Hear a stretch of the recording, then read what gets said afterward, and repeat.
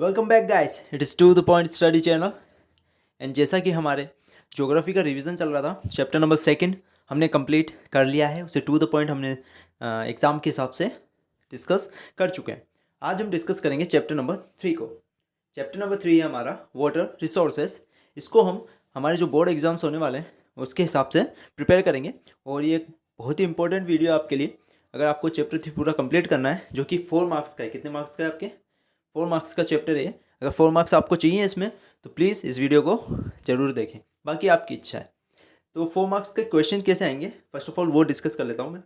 4 marks में 1 mark का तो आपका क्या होगा, वेरी शॉर्ट क्वेश्चन होगा एक, ठीक है, जिसका आंसर आपको 1 वर्ड या फिर एक लाइन के अंदर देना होगा, ठीक है। तो यानी कि 1 मार्क का तो आपका वेरी शॉर्ट क्वेश्चन होगा।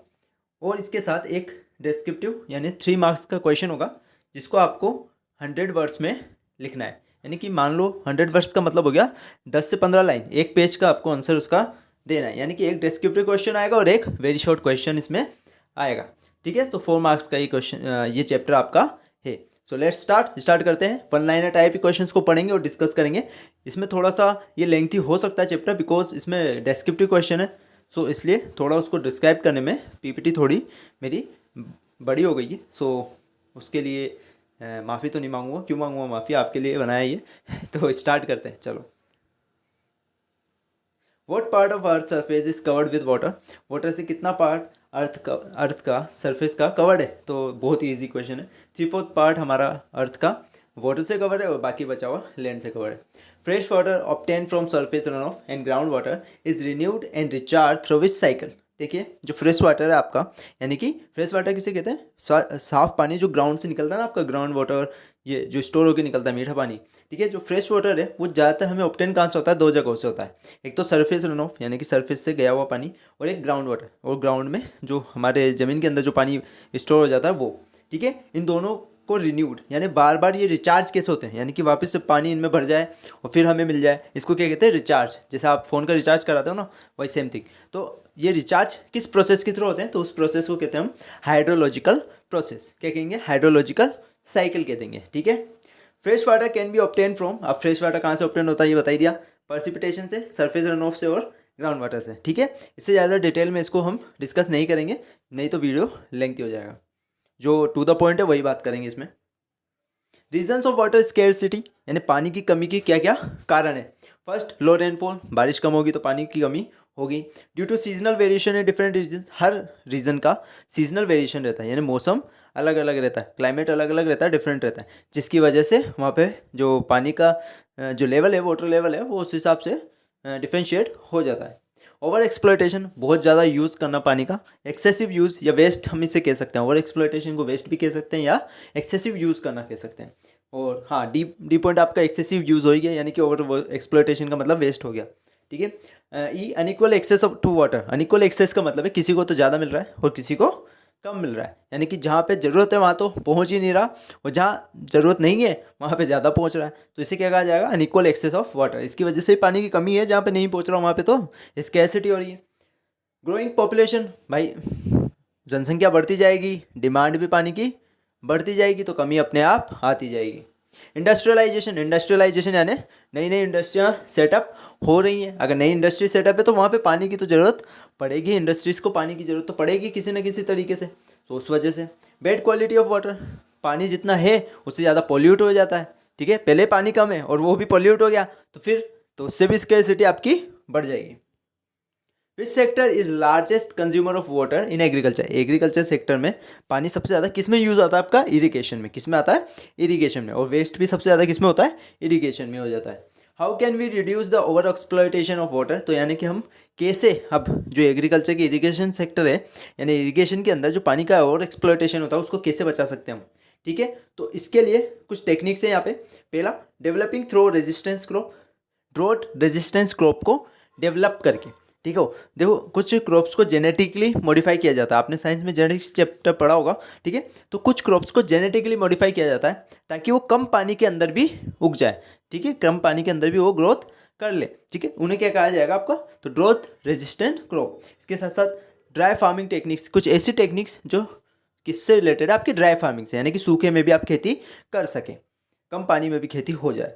Bye reducing the use of personal well and tubewell, personal well और ट्यूबवेल्स का यूज़ कम हो। देखिए हर इंसान अपने ही पर्सनल वेल अपना ही ट्यूबवेल करेगा तो ग्राउंड वाटर का लेवल क्या होता जाएगा, कम होता जाएगा। क्योंकि देखिए पर्सनल अगर हम कुछ चीज़ लेते हैं तो हमें पता है उसका ओवर एक्सप्लॉइटेशन होगा ही होगा, वो वेस्ट होगा, क्योंकि उसको पर्सनली उसके पास जो पानी वो बहुत ज़्यादा है और उसे लगेगा कि है पानी तो वो उसको और ज़्यादा एक्सप्लॉइट कर देगा या वेस्ट कर देगा। इसलिए पर्सनल ट्यूबवेल्स को हमें कम कर देना है।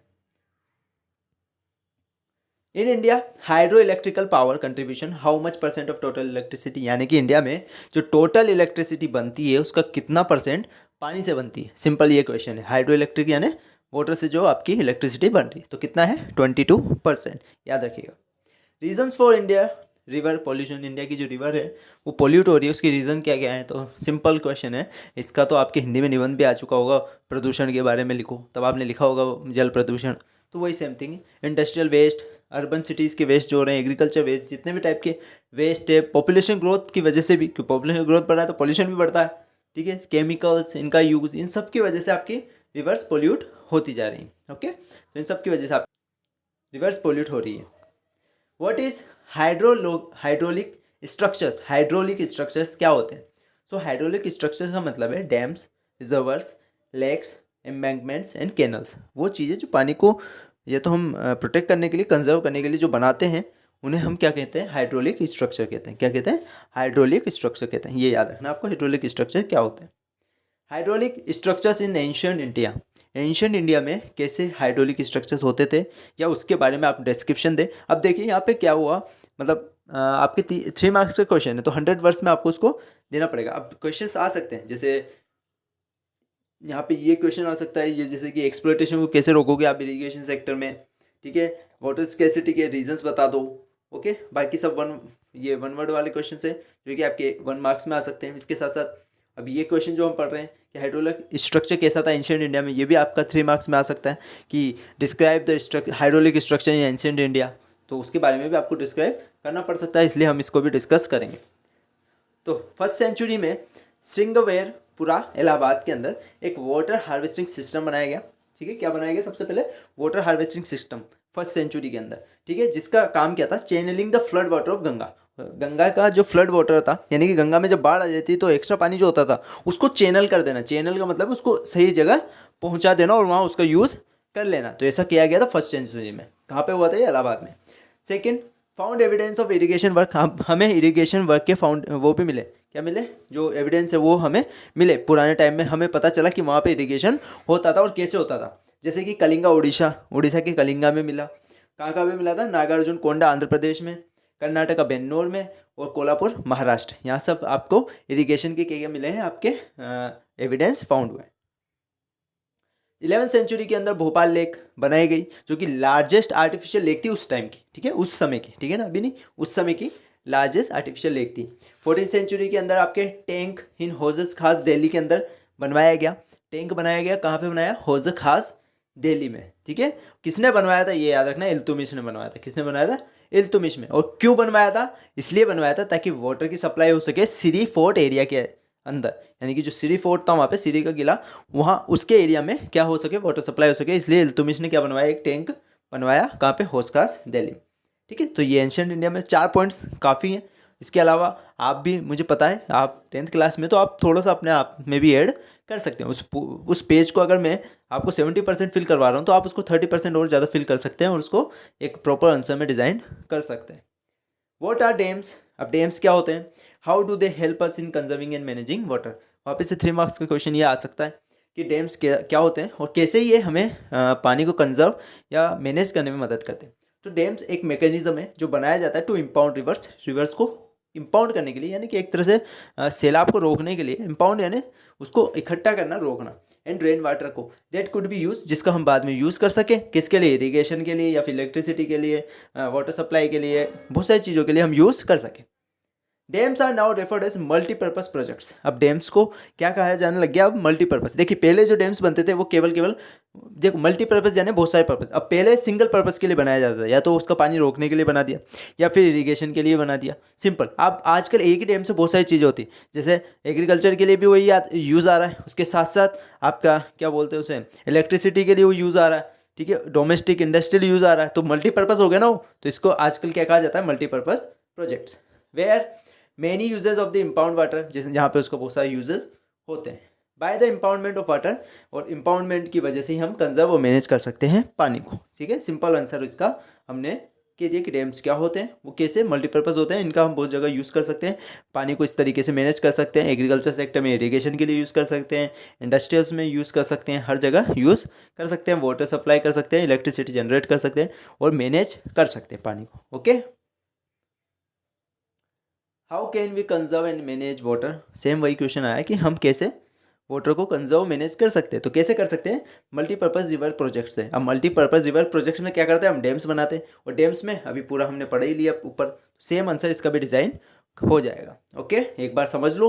देखो क्वेश्चंस को, हमें आंसर्स को यहाँ रटना नहीं है, केवल समझना है, एक फ्रेम हमें समझना है, उसका एक आइडिया ले लेना और वहाँ पे उसको डिज़ाइन करके लिख के आ जाना है, क्योंकि पूरा रट के वहाँ पर लिखा नहीं जा सकता, ये याद रखना। आप इसे रट नहीं सकते, आप समझ सकते हो। ठीक है, हमेशा ये चीज़ याद रखना, रटना मतलब रटना मना है, केवल समझना है और समझ के वहाँ पे लिखना है। आपको लिखना आना चाहिए, इंग्लिश करनी आनी चाहिए आपको, बस वो मेन है, इंपॉर्टेंट वही चीज़ होती है।